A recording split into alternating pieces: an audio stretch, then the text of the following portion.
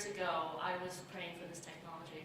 When I was doing my transplant VAD fellowship over 20 years ago, I realized that we in this room are taking care of the sickest patients, sickest group of cardiac surgery patients, no question, hands down. They're all sick, even the transplants that go well. No matter how short your ischemic time is, you never know if that cocktail of drugs you came out with is going to keep them okay. You don't know if you're dealing with a situation where you need to change that cocktail, or you're dealing with tamponade post-op. It seemed to me that it was incredible that no one was really coming out with this technology. I said, couldn't you put it in an NG tube or whatever? So when ImaCor approached us, I of course embraced them.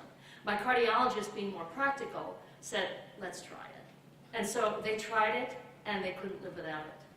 So, you know, just to give you an idea of, you know, this group, in terms of how many patients they take care of, there are probably about 150 VAD transplant patients a year that we do. And this has been invaluable. One of the issues that's been asked is, you know, the cost. Administration gives us a hard time. Same thing with us. It happened to us. And we told them, we described cases to them. We described how they were going to cut down on the cost of going back to the OR. That alone will pay for several probes. You know, the morbidity post-op by waiting because you don't know. This is so simple. It's done, you know, you heard how house staff are trained. Our round-the-clock intensivists all know how to do it. Our cardiologists, I don't have to worry. I could be in the OR and something's going on. I'll call upstairs. It's like looking at a swan reading almost, you know.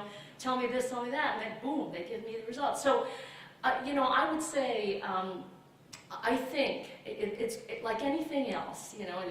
You guys remember the days where VADs, the initial startup cost was $250,000 to $500,000 to bring in a VAD. Like anything else, this is going to just take some convincing, but as more and more centers do it, I think you're going to realize that this is going to become the standard of care.